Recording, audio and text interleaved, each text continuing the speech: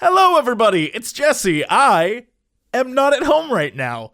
I have the biggest smile on my face. I don't know why. I'm in a good mood. I'm sitting here with a delicious Pret sparkling apple juice drink. If you've watched my Twitter account, you know I've been drinking too much of this. Some might say too much. Not me, though. I love it. It is, I don't know, kind of late at night here in Old Blighty. And I'm on vacation, y'all. I'm taking time for myself. I'm traveling around Europe, and I'm seeing the sights, and I'm doing the things, and, having a good time. But I still want to make videos, and I still want to have fun. And earlier today, Susie over at Kitty Cat Gaming, everyone knows Susie, did this personality test. I guess it's one of her friends, and I was like, one of her friends made it. The test isn't one of her friends. One of her friends is a test. It's very sad. But I was like, oh my God, I want to take this personality test. Mostly because I think it'll be fun. Mostly because I just want to do it. And mostly because apparently I'm hyped up on sparkle apple juice. And it is messing with me something fierce. What a goofy intro this is. Can I tell you, by the way, I've had the, what's that the song that they were singing in Avengers? Not that they were singing, but like when they were flying in and he's like, hand me down my walking cane, hand me down my hat. You know, the song is like, hey y'all, prepare yourself for the rubber band, man. That song's been stuck in my head for like 16 hours. I've been walking around this city of London just like, I didn't burn, lose control on the rubber band, starts to jam. We haven't even started this thing, and I've been rambling. Yeah, you can tell I'm in a different... I'm feeling good. A little vacation does you wonders. All right. Let's take this personality test. So this takes less than 12 minutes. Answer honestly, even if you don't like the answer. And try not to leave any neutral answers. What the result's going to be, I have no clue, but I saw the comments and everyone was like, oh, this is a very good test. It nailed me accurately. So I'm hoping it'll do the same for me and let you in on my personality, and we can go through the questions together. It's going to be fun. It's going to be fun. And if it's not fun, you're the problem, not me. Okay, let's do this thing. You find it difficult to introduce yourself to other people? No, not really. The problem I have is remembering to introduce other people to other people. Like if I'm with a friend, I'll be like, oh, hey, yeah, how's it going? And I'll forget there's a person right next to me that's rude as shit, and I keep doing it. It's a problem I have. I get so caught up in trying to put my best face forward that I forget there are other faces. I'm a big dick about that. I need to fix that. No, I super disagree. You often get so lost in thoughts that you ignore or forget your surroundings. No, that's not a problem for me. Not at all. I often think way too much about my surroundings, and I don't ignore any of it. I constantly feel like I'm in the way. I feel like if I'm anywhere, I'm like moving aside for people. I constantly feel like I'm hyper aware of my surroundings, so I mega disagree. You try to respond to your emails as soon as possible and cannot stand a messy inbox. I mean, I cannot stand a messy inbox. That's true. But sometimes I leave emails because I'm like, oh man, I gotta write a big response to that and make sure I let them know how important this thing is for me, like that kind of thing. And then I just forget. So I'm gonna say like this kind of agree. Like I agree, I really agree, but I guess try is the key word, right? I try to yes, all right, we'll do like this. You find it easy to stay relaxed even when there is some pressure. Oh man, I am super relaxed. I've honed my relaxation skills. Very little gets me super stressed anymore. So, but you know what? Sometimes you can't help but be stressed. So I'm going to say, yeah, we'll do that. You do not usually initiate... I'm going to drink some more of this apple juice. Hold on. Sparkling. You do not usually initiate conversations. I'm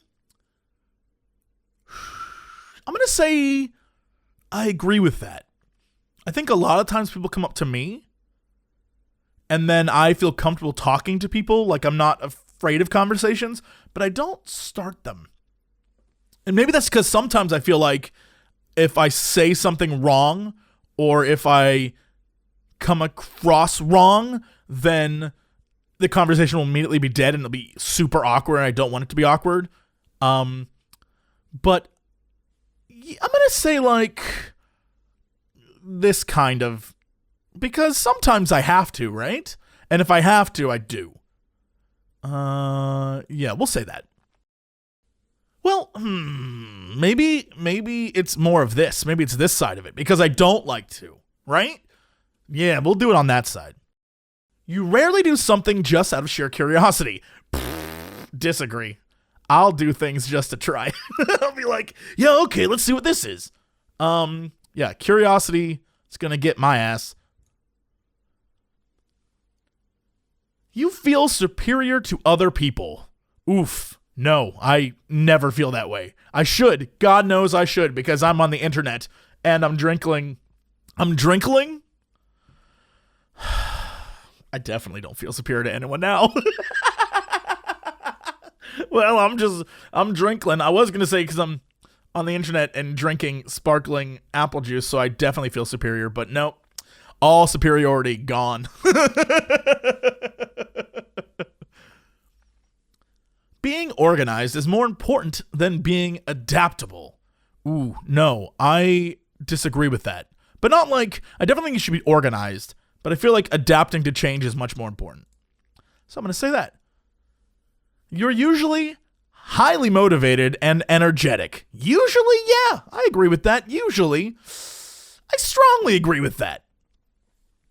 Winning a debate matters less to you than making sure no one gets upset. Ooh, I like to win debates though. Ooh, but I also want to make sure no one gets upset. So I'm going to say, let's do this. I definitely like to win debates, but I also want to make sure everyone comes out feeling okay and remembering it was just a debate, right? But God, I like winning them. You often feel as if you have to justify yourself to other people. Wait, what? Justify what? What about me?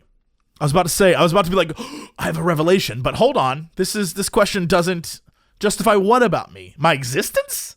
I don't feel that. My job? I don't feel that. Sometimes I have to justify my thoughts on things to other people, but I feel like I'm going to say slight disagree because I'm not sure I understand the question.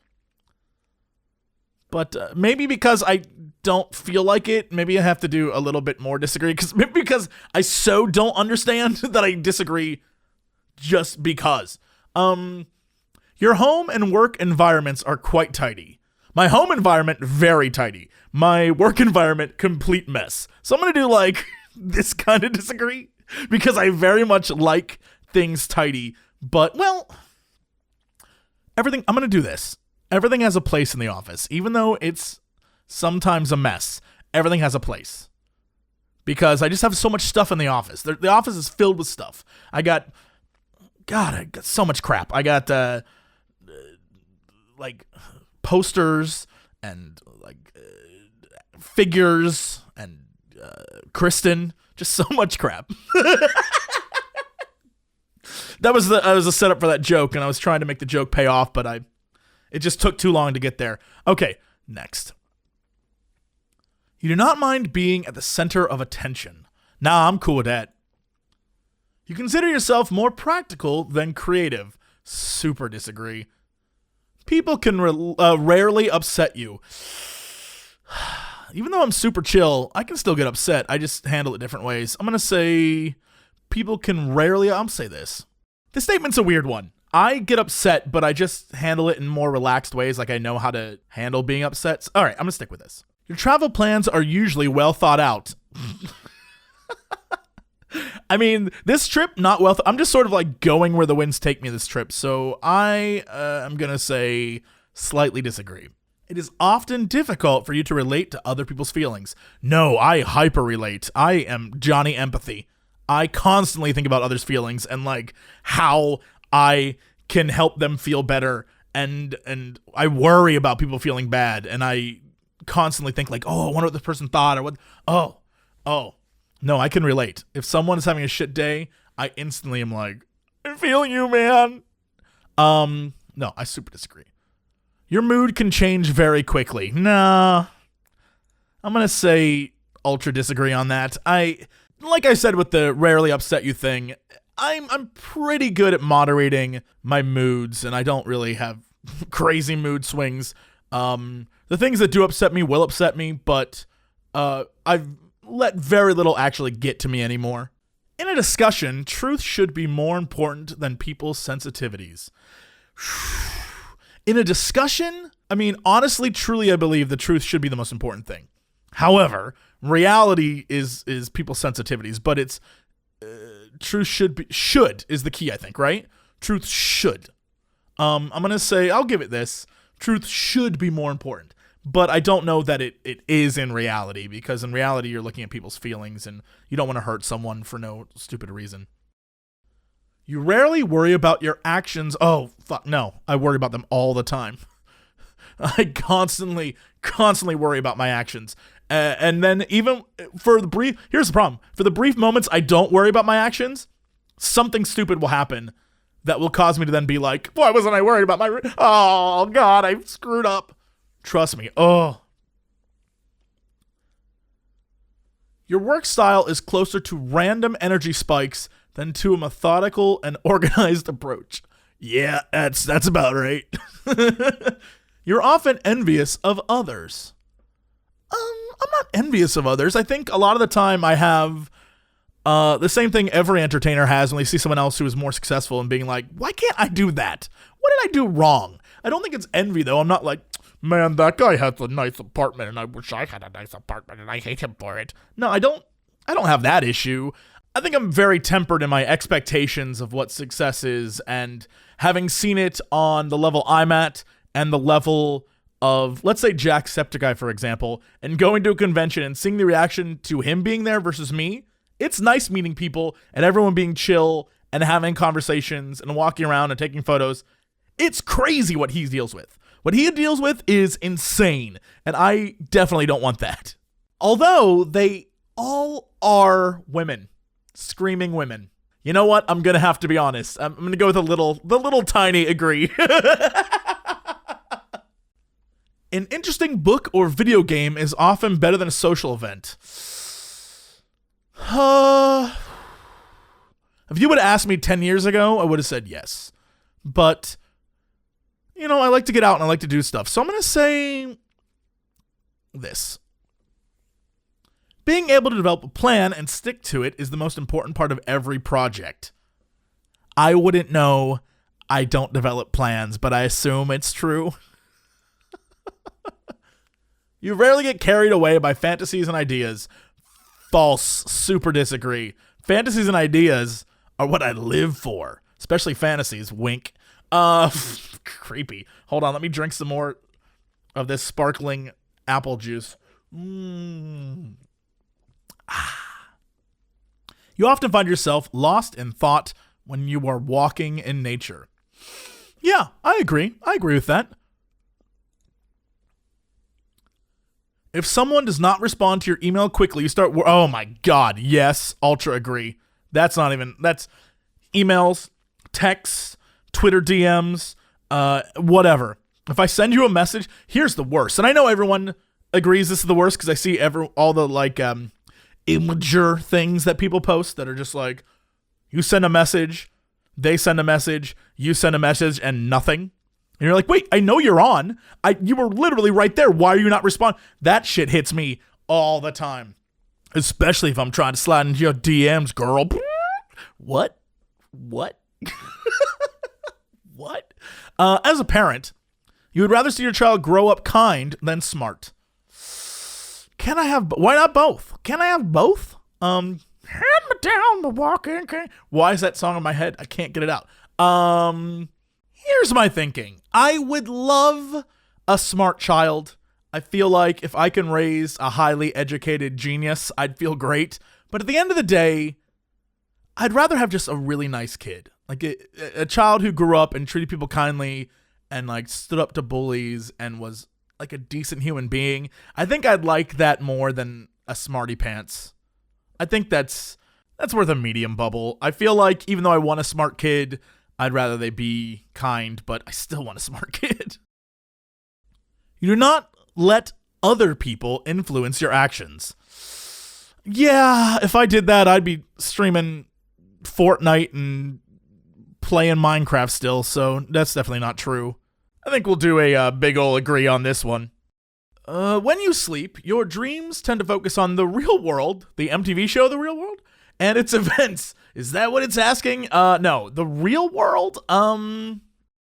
Every time I tweet out a dream, it's always very bizarre. People on Twitter are like, what do you dream about? Weird shit is what? Although, it is technically real things. Like the last dream I had is I went to go see a stage production of Mulan, where the woman who was playing Mulan was the Diners, Drive-Ins, and Dives, come and get it, yeah, woman.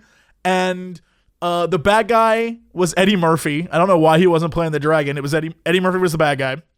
Except Eddie Murphy was in the crowd and he refused to get on stage because he was sad his character was going to die.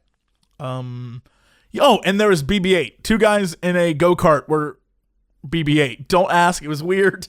The reason why we found out it was two guys in a go-kart is because they hit a prop on the stage and flipped over, and the BB-8 rolled off, and we saw it was a go-kart with two guys in it. It was a weird dream. But I guess that's real-world events, right? Sure. Sure.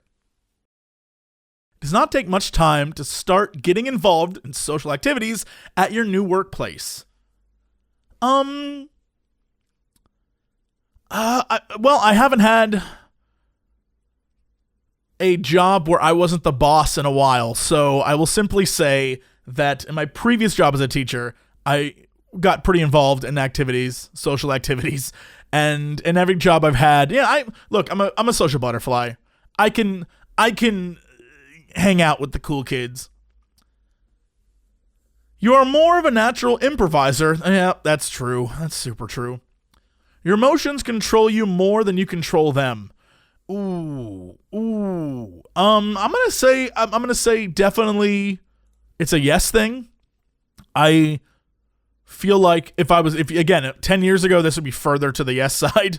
But yeah, it's true. Emotions control me, but I feel like I've learned with experience the times when getting emotional over something is appropriate versus not, when to sort of tone it down, things like that. Things that just being an adult teaches you over time.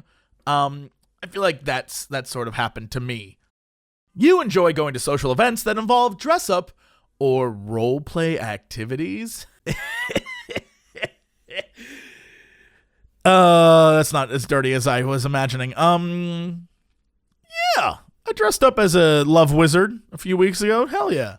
Sometimes they're too much though. Like there's a solid line where it's like, whoa, that's too much dress up. But fun dress up, fun role play I'm down. You often spend time exploring unrealistic and impractical yet intriguing ideas. Sometimes, yeah, I like to explore them to the point of like thinking about it for a minute and be like, that'd be silly, and then moving on. But yeah. You would rather improvise than spend time coming up with a detailed plan. Shit. This goes back to that question before. Definitely, I think a detailed plan is needed, but only to the point of, I feel like bullet points, right? Have bullet points of what needs to get done, improvise the stuff in between. So I'll say this. You are a relatively reserved and quiet person. Agree. No, disagree. If you had a business, you would find it very difficult to fire loyal but underperforming employees. That's super true, Kristen. Super true.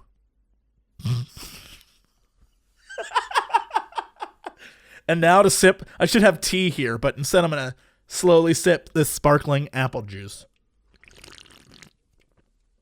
I almost choked. You often contemplate the reasons for human distance. I don't often, but I feel like sometimes I do, right? Sometimes I sit there and I'm like, why? Why? Logic is usually more important than heart when it comes to making important decisions. Nah, I think go with your heart. Even though logic tells you that something may be wrong, go with your heart, man. I'm gonna give you like this. Definitely there's some logic decisions that need to be made in life, so I can't go full hard. But yeah, go there. Keeping your options open is more important than having a to-do list. I feel like keeping your options open is a trap a lot of people get into when it comes to everything in life, right? And that is a problem. So I definitely feel like you should, but I also feel like if you put too much stock into the whole, like, something could come along or maybe this will change, then you're an idiot. If your friend is sad about something, you're more likely to offer emotional support than suggest ways to deal with the problem. I think this is dependent, right? I think this is dependent on if they're willing to share with me the problem, then perhaps I'll offer ways to deal with it. But if they are just down, then I'll just try to, like, cheer people up, because if they aren't willing to share what's going on, but it's very obvious something's wrong, I feel like, you can try and at least be a little nicer to them. And so a great example is one time Kristen was having a rough day, and I don't know why she wasn't open to sharing that kind of stuff, and I'm not going to press. But it was one of those things where I danced like an idiot for her amusement, or at least my amusement. I'm not sure that it worked, but because she was, like, not having any of it. But I think deep down inside, she cracked a smile, because she still mentions it every now and again. You rarely feel insecure. Oof. Nope. I ultra disagree with that. I am constantly insecure. I'm just very good at pretending I'm okay. You have no difficulties coming up with a personal timetable and sticking to it. That is also a mega disagree. Being right is more important than being cooperative when it comes to teamwork. What? No, that's called being an asshole. I like how I said that and I picked this one. I mean, that's a tough question. Being right is more important than being cooperative. That's like... Clearly there are times when being right matters when you're doing work, right, in a team, because that's how you get to the right solution. And if you're the person who's wrong, you should be like, okay, my bad. And that's the being cooperative part. However, I'm going to do this. I'm going to stick with this one. I feel like there's a lot of in between there for that question. You think that everyone's views should be respected regardless of whether they are supported by facts or not. Oof. Oh, God. I feel like if your views are not supported by facts, then that's a problem, but I should still respect you unless it's really fucking dumb. unless you're, like, really stupid. At that point, we're not having a discussion. It's like, look, we're going to have to agree to disagree on this one. Yeah, we'll say this. I want to be polite, but sometimes you just can't. You feel more energetic after spending time with a group of people. Yeah, hell yeah. You frequently misplace your things. I mean, I sometimes do. I don't know that you know what? This one, I think, is the right choice, right? Because saying but not a lot. Maybe I was right the first time. I don't frequently do it, but I definitely do. You see yourself as very emotionally stable. I think so. I hope so. I agree with that. I'm not going to be a cocky bastard and be like, I am the most emotionally stable person I know. But I definitely agree. I think yes, right? Your mind is always buzzing with unexplored ideas and plans. That's super true. Oh my God. I constantly think of new things to do and stuff to... Yeah, my mind is a mile a minute on that stuff. You would not call yourself a dreamer. Disagree. Super disagree. I dream, man. I have dreams. You usually find it difficult to relax when talking in front of many people. Again, 10 years ago, I would have been like, That's true. That's true. But now, hell no. I'm used to it. And that, again, isn't one of those... And this, for those of you out there who hate public speaking, this isn't one of those things that people are born naturally with the ability to just stand... I guess some people are. But really, at the end of the day, it just takes practice and getting comfortable with it and doing it over and over and over and over again. Generally speaking, you rely more on your experience than your imagination. Can it be both? I rely on my imagination? Imagination, hand me down my walking cane. I'm gonna say experience now. I guess the older you get, the more it's about experience than imagination, right? You worry too much about what other people think. Oh my God. Constantly. That's true. I very much agree with that. If the room is full, you stay close to the walls, avoiding the center. No, I disagree with that. You have a tendency to procrastinate until there... Maybe I super disagree with that. I'm trying to think of like a situation in which I would have stood closer to the walls and avoided the center. No, you know what? Let's go full on that one. You have a tendency to procrastinate until there's not enough time to do everything. Oof, that's true. I do that all the damn time. God, I'll be like, okay, yeah, so I leave for 2 weeks, and I have a month to get stuff done. Perfect. And then constantly, the last 3 days before I leave, I'm like, oh my God, I have so much to do. That goes for work. It goes for my health. Working out, I'll be like, okay, this is the year. I'm going to do it. And every time, I'm just like, tomorrow is when we'll start. We'll do it tomorrow. And I'm going to get my last hamburger in today. Like, that kind of shit fails every time. I'm a mess. You feel very anxious about stressful situations. This is a super disagree. I have learned to determine what stress is worth having and what's not. However, there are many situations in my life where I have anxiety over things that are clearly not under my control. And those are things that like if something spills on a rug, zero stress, right? If I have to talk in front of a crowd, zero stress. If I'm going on a date, zero stress, not even worry about it. I'm just like, I'm gonna have a good time. If I go into an audition or not even audition, oh my God. If I have the job, go into the job and do the thing and everyone's like, good job, great job, you did amazing. I'll walk out of there being like, I could have done better. Damn. I just said they'd give me 5 more minutes. I know I could have done it. They probably just said it was good just to get me out of there because they got other stuff to do today, but damn. Like, I truly believe that. Oh my God, I believe that for everything. If I make a video, I'm like, I could have done that better. I could have done that shit better. Or, this is probably too much information, but if I let's say kiss. We'll use kiss as a good... kiss. If I kiss a person, I will walk away from that being like, even if that person was like, wow, that was an amazing kiss. One of the best kisses I've ever had, wink. I will be like, could have done it better.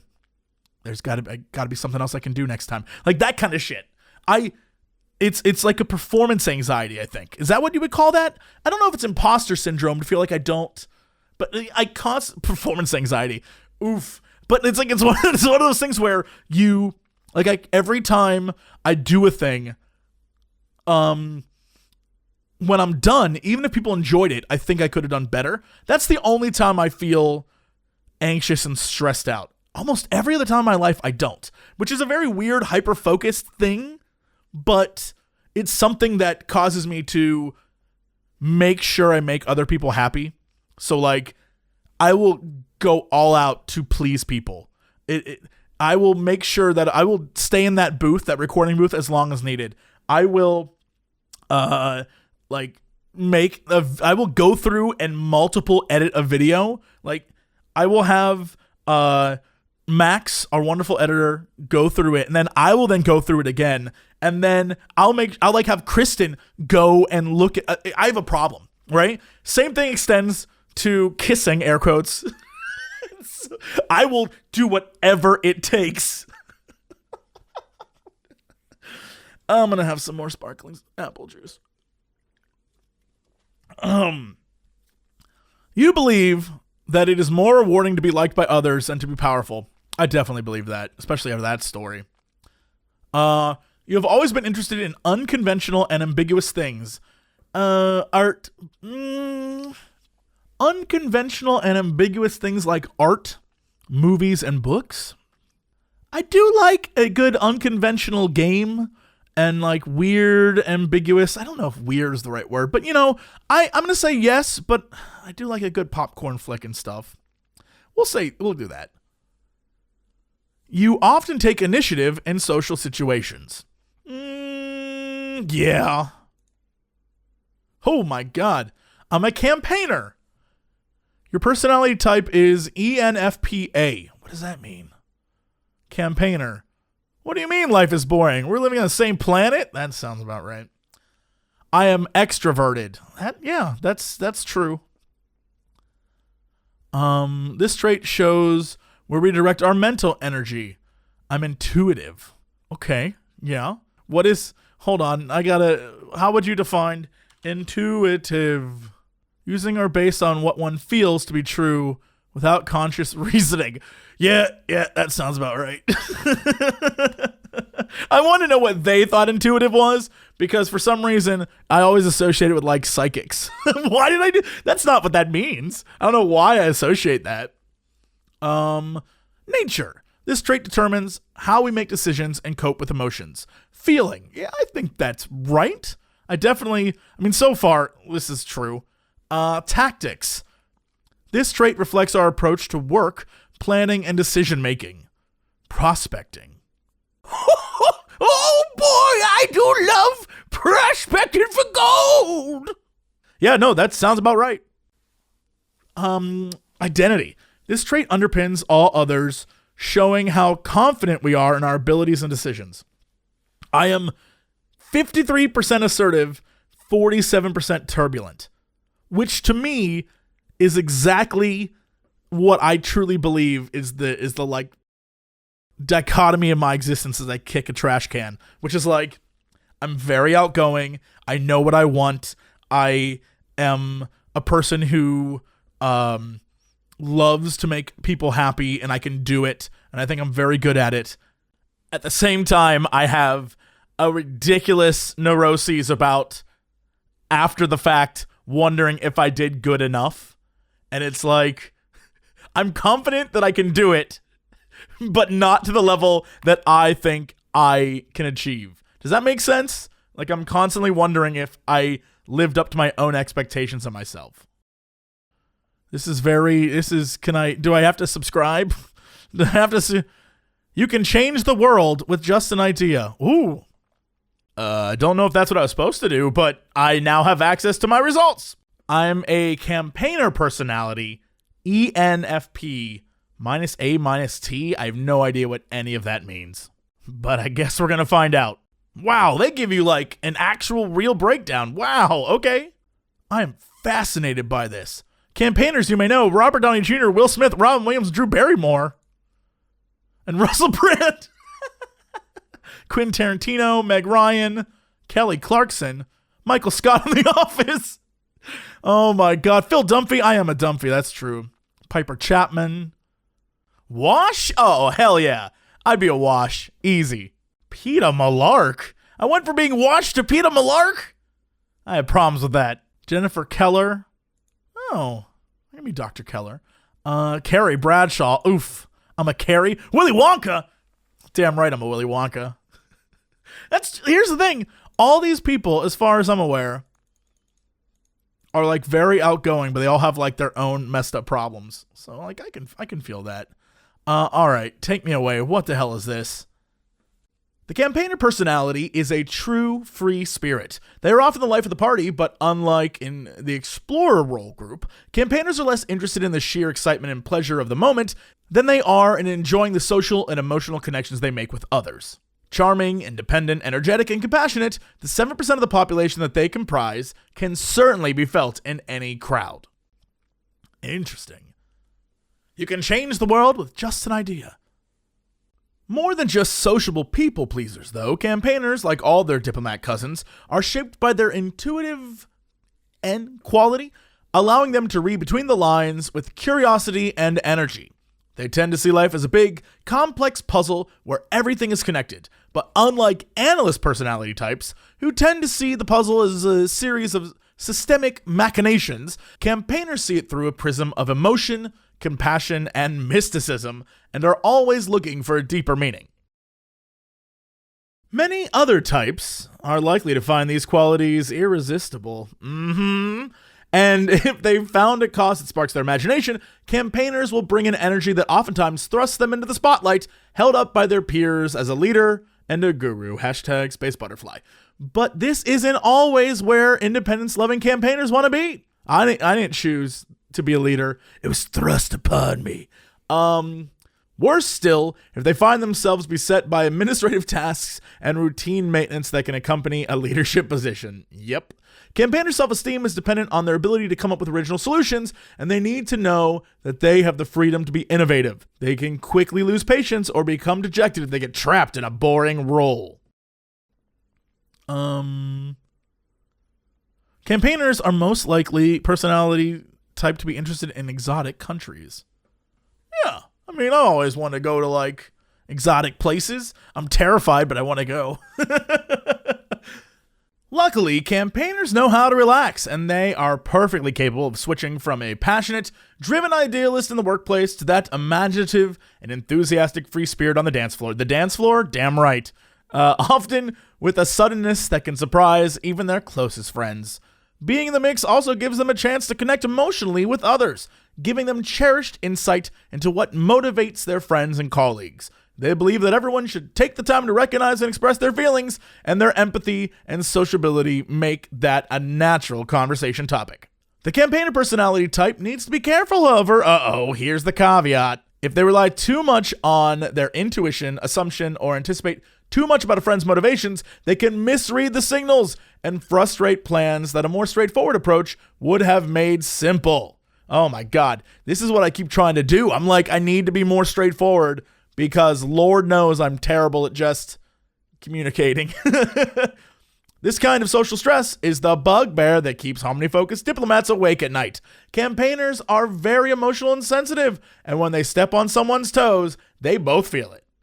Campaigners will spend a lot of time exploring social relationships, feelings, and ideas before they find something that really rings true. But when they finally do find their place in the world, their imagination, empathy, and courage are likely to produce incredible results. Tell me about my strengths and weaknesses.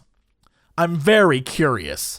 When it comes to new ideas, campaigners aren't interested in brooding. They want to go out and experience things and don't hesitate to step out of their comfort zones to do so. Sure. Observant. Campaigners believe there's no irrelevant actions, that every shift in sentiment, every move, and every part, something bigger. To satisfy the curiosity, campaigners try to notice all the things and never miss a moment. That's true. Energetic and enthusiastic. Me? Yeah, that's true. Excellent communicators. I want to believe I'm an excellent communicator, but sometimes the problem is I think people know what I want to have happen, and I fail every time.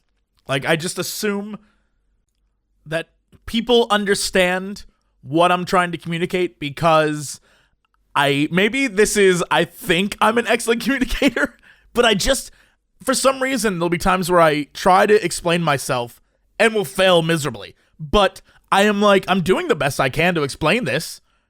Is there something wrong with them? It can't be me. But if I listen back to me explaining it, it's like, what the hell was I talking about? So, maybe they don't all have to apply. Know how to relax. That's true. I can shut down, man. I'm energetic, but when I shut down, I'm like, powering down. Very popular and friendly. Fuck yeah. Super popular. Very friendly. My weaknesses. Oh boy, here we go. Poor practical skills. When it comes to conceiving ideas and starting projects, especially involving other people, campaigners have exceptional talent. Unfortunately, Their skill with upkeep, administration, and follow-through on those projects struggles. Without more hands-on people to push day-to-day things along, campaigners' ideas are likely to remain just that, ideas. Oh god, that is super true. I have so many ideas constantly that never get done because I'm like, I wish I had people that could make it happen. Find it difficult to focus. I'm sorry, what were we talking about? Overthinking things, that's right. Campaigners don't take things at face value. They look for underlying motives in even the simplest things. It's not uncommon for campaigners to lose a bit of sleep asking themselves why someone did what they did, what it might mean, and what to do about it. Yep, that is me to a T. Get stressed easily. All this overthinking isn't just for their own benefit. Campaigners, especially turbulent ones, are very sensitive and care deeply about others' feelings. A consequence of the popularity is that others often look to them for guidance and help, which takes time. And it's easy to see why campaigners sometimes get overwhelmed, especially when they can't say yes to every request. I mean, with that definition of stress, I get that. I feel like get stressed easily is a weird bullet point. But yeah, okay, I understand what the basic gist of the paragraph was. Highly emotional. While emotional expression is healthy and natural, with campaigners even viewing it as a core part of their identity, it can come out strongly enough to cause problems for this personality type. Particularly when under stress, criticism, or conflict, campaigners can experience emotional bursts that are counterproductive at best. I guess this doesn't have to... I don't have to fit every one of these. I guess it's good that I don't have this as a weakness that much. Like, I don't particularly get too emotional. You know what? Maybe that's one of these other problems I have where I don't realize it. Who knows? Independent to a fault. Campaigners loathe being micromanaged and restrained by heavy-handed rules. They want to be seen as highly independent masters of their own fates. Even processors of an altruistic wisdom that goes beyond draconian law. The challenge for campaigners, they live in a world of checks and balances, a pill they are not happy to swallow. Sure. Fuck the rules, I guess. Campaigner relationships. Ooh, do tell.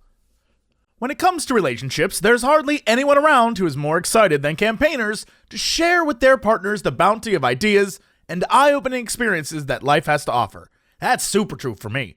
For people with a campaigner personality type, relationships are a joyous process of mutual exploration and imagination, a chance to connect with another soul. Campaigners take their relationships seriously and are known for their uninhibited and unshakable devotion to the people to whom they've committed their hearts. That's super true. That's like a me thing. Once I'm in, I'm in. That's like the way it is. Campaigners have the advantage of irresistible charm when it comes to attracting a partner. Yeah. Damn right. Sure, yeah. How you doing? In the dating phase, oh my god, this is great. This is perfect. In the dating phase, if campaigners can be said to tolerate such a formal process to begin with, yeah, all right. They will show these qualities by showering their new flames with affection and will do everything they can to build a strong relationship by demonstrating their devotion and what word was I about to say? Reliability by whatever means available. Yeah, yes, I agree with that completely. You cannot live without fire. Long-distance relationships are quite common among campaigners as they view physical distance as just another idea, no match for concepts like love. Been there. This gives them a chance to demonstrate their commitment, both by staying true despite the physical separation and with overtures of effort to surprise their partners crossing the distance on a whim. Super true. These are demonstrations of campaigners' mystery, idealism, and deep emotion, and such efforts often keep the flames relationship burning bright. People with the campaigner personality type express these ideals sexually as well. Exploring the physical with imagination and passion, viewing these times together as a chance to let their feelings for each other shine, sharing their love and affection. That's not all but a share. Campaigners are willing to experiment with their partners even early in the relationship, yes, but they can also be oddly perfectionistic. This is ringing true. believing that their physical acts are a representation of a deeper love and as such should not be performed carelessly. That's true. That's true.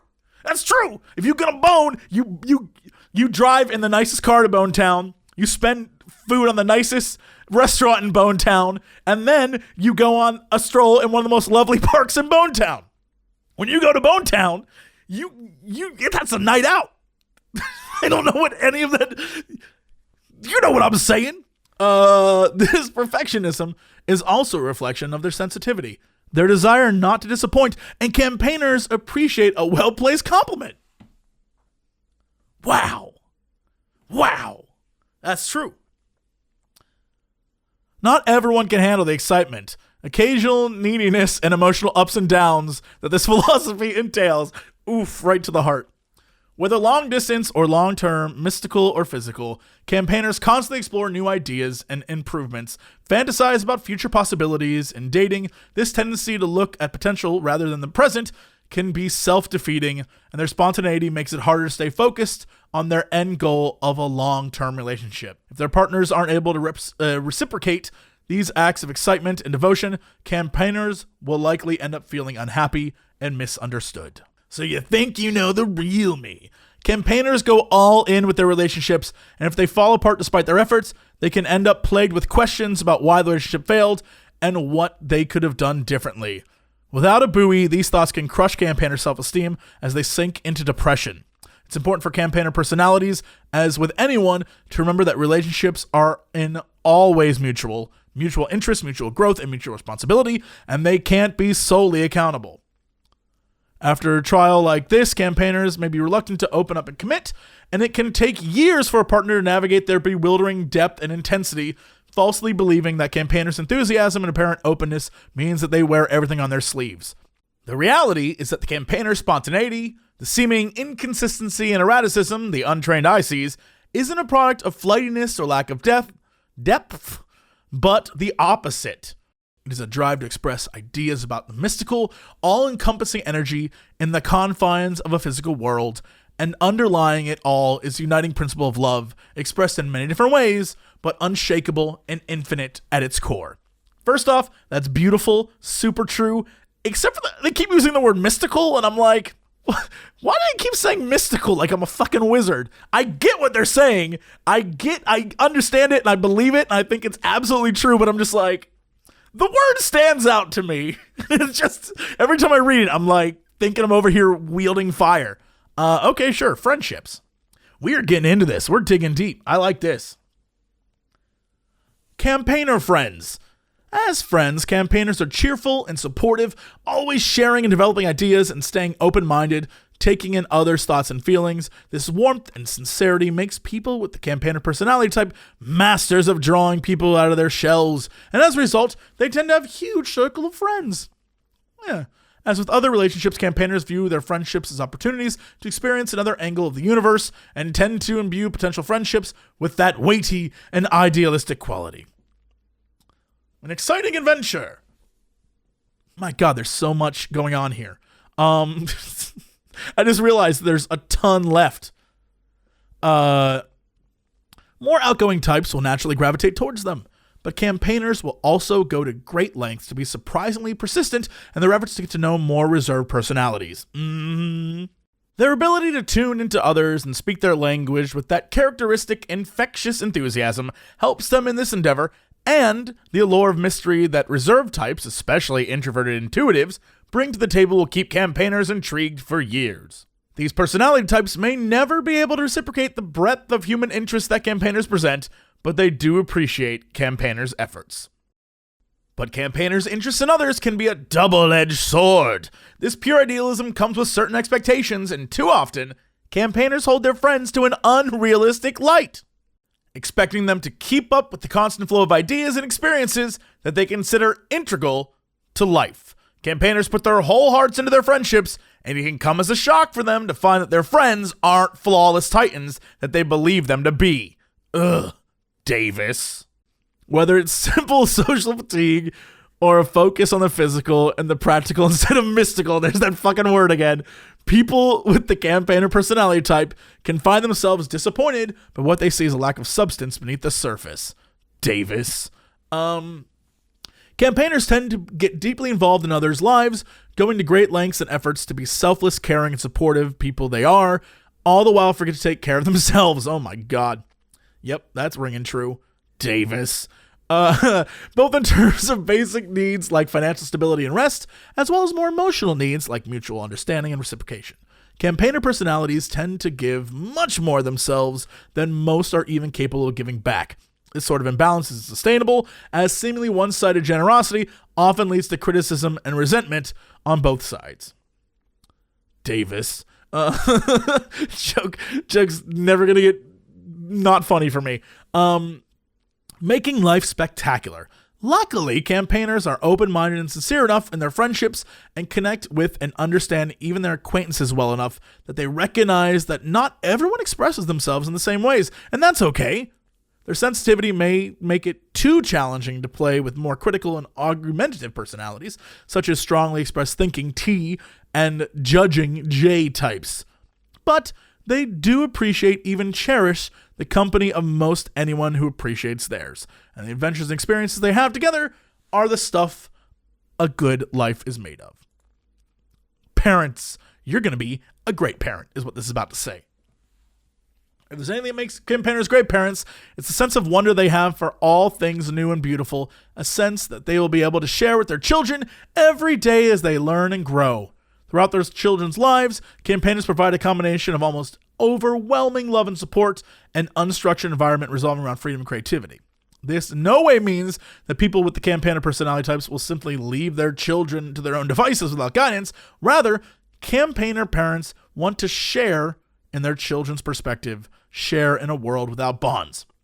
Campaigner parents are playful, warm, and love to see their children excited, playing in and experimenting with the world around them. It is likely that campaigner parents will encourage this play and growth by suggesting activities and lessons. Sure. I feel like that's... What if you're not with another campaigner, though? What if you're with someone who's like, does that mean I can be the good guy? Oh my God, I want to be the good guy parent so badly. I need to marry a woman who's going to be tough as shit on the kids, and I'll be like, you gotta listen to your mother, and then, like, you know, give them a candy bar. Oh my God. I'm gonna be the bad one. I'm gonna be the terrible parent. I can't wait. Campaigners will embrace and encourage productive interests as they arise, sweeping away dolls and dinosaurs when interests shift to the oceans, and swimming with the fish when tastes change again to the stars. Okay, yeah, I feel like I'd be a person who, no matter what my kid wanted to do, I wouldn't be like, I just bought you that guitar, right? I understand kids' interests shift and change, and so I wouldn't make them feel like shit because they weren't interested in a thing that they were interested in a year ago, right? While they often enough recognize the value of structure and predictability, campaigner parents are unlikely to have the heart, or as they may say it, the lack of heart, to establish these limitations themselves. They may need to depend on their partners. That's what I was saying. I don't want to be that guy. Yeah, okay, I get that. Go on, spread your wings. As their children approach the teenage years, all this emotion and attention can start to cloy, and their children may seek more private independence. This can be a challenge for people with the campaigner personality type. They have strong emotions and invest those emotions heavily in the things and people they care about. While they may not be big on using proven ideas, campaigners do like to see whether or not their ideas work. And this applies to their thoughts on parenting too. As their adolescent children withdraw, they leave an unsolved mystery that can last for years, leaving their campaigner parents wondering if their ideas on raising their children actually work, actually result in happy, independent, and creative adults. Yeah, oh God, that would probably freak me out. If my kid left the house, I'd be like, oh, did I do a good job? I hope they don't turn out to be shitheads. That's why I have to have a wife who's like, I kick those kids into shape. Like, yeah, you did, baby. Now come over here and taste some of my mysticism. Nice. All right, yeah. Let's move on. Campaigner careers. Is this gonna be like, you'd be good in the movie industry? Can I fly helicopters and be an oceanographer who writes songs and cooks? Oh my God. When I was a kid, I wanted to be oh my God, what was it? It was a astronaut clown something. I don't know what it was, but oh yeah, I get that. This is perfect. Yeah, I want to do it all. If that's what it's saying. I don't know that I need to see all the things I'm doing wrong with my career, but yeah. People skills. Yeah, this is obvious. I know this. That's why I'm doing what I'm doing. That's why I could handle classrooms of a bunch of kids. All right, what about my workplace habits? What do we seek in the workplace? The chance to explore new ideas, then chance to conduct the exploration alongside others who share in the excitement. Yeah, I agree with that. Campaigner, subordinates, colleagues, managers.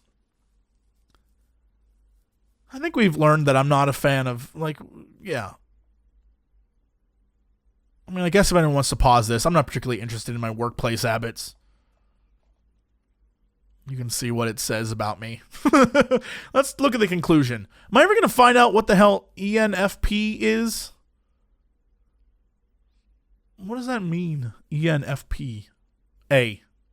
Oh, is it literally extroverted, intuitive feeling, prospecting, assertive? Is that what it is? And then I become the campaigner? Is that? Oof. Campaigner personality conclusion. Few personality types are as creative and charismatic as campaigners. Their enthusiasm and vivid imagination allow campaigners to overcome many challenging obstacles, more often than not, brightening the lives of those around them. Campaigners' creativity is invaluable in many areas, including their own personal growth. Yet campaigners can be easily tripped up in areas where their idealism and passion are more of a liability than an asset. Oof, tell me about it. Whether it's navigating interpersonal conflicts, confronting unpleasant facts, pursuing self-realization, or finding a career path that aligns well with your inner core, you may face numerous challenges that at times can make you question who you really are. What you have read so far is just an introduction and less than 5% of what we can tell you about the campaigner personality type. You may have wondered, wow, this is so accurate it's creepy, or they know more about me than the people I'm closest to. And you may even be a little uncomfortable because you are not used to being understood. This is not a trick. We just blew your mind, I guess. We spent years of studying campaigners, so are you ready to learn about how campaigners act the way they do? Our academy provides you with a roadmap to more focused, confident, successful you. So I guess that's the whole point, and then you subscribe to this and you're part of it. Here's my question. What are the other personality types besides ENFPA? Right? What else is there? What is the other 93% of the population? So there's architect, logician. Logicians are using logician. Can't even say that fucking word. Debaters, commanders. Yeah, maybe I should be matched up with a commander. Mediator, advocate, protagonist. The consul, executive, defender, explorers, entertainer. Interesting. So I'm not an entertainer, I'm a campaigner. Entrepreneur, adventurer, virtuoso. Yo, adventurer though. Imagine with an adventure. That sounds like fun. Anyway, I think that's it. I'm really curious what you guys turn out to be. If you go and take this quiz, it's at 16personalities.com. Please, by all means, post in the comments below what you are. And if you're a fellow campaigner, hello. And if you are a commander or adventurer, call me. That's it. Thank you. This guy. Oh my God. This is the mystical one. The advocate. No wonder they kept using the word mystical so much, because it's in the diplomatic category. Oh my God. This is like role playing, and you have to pick your class. And instead of being like a dude with, even though this is a drill, I'm gonna say it's like a badass, like he's like the cool gun guy, and instead of being like the leader, and instead of being the smart one or the commander, I am in the diplomat category, and I'm the one I'm like, if this was Star Wars, Edge of the Empire, I'd be one of the like rebel recruiters. I'd be like, come on boys, join the rebellion, fight the Empire. That'd be me. That's who I would be. Oh my God. Am I kind of like a bard? No, that's more the entertainer. So would I be the bard's hype man? Oh my God. Hey y'all, prepare yourself for the rubber band, man. That song's not sung by the band, it's sung by the guy singing about the band. Oh my God, no wonder it's been in my head. You know, where's the payoff? Bring the strippers and booze. we do occasionally talk about video games. Bring the strippers and booze. Out of the time of video games. Bring the strippers and booze. Oh, thank God, I don't need pants now. Hey, JC, what are you doing? Not much. Making a fortune. It's a promotional broadcast. Yeah, now sing the music. It's a promotional broadcast. Bring the strippers and booze. It's a promotional broadcast. I'm here to ask and answer one simple question. It's a promotional broadcast.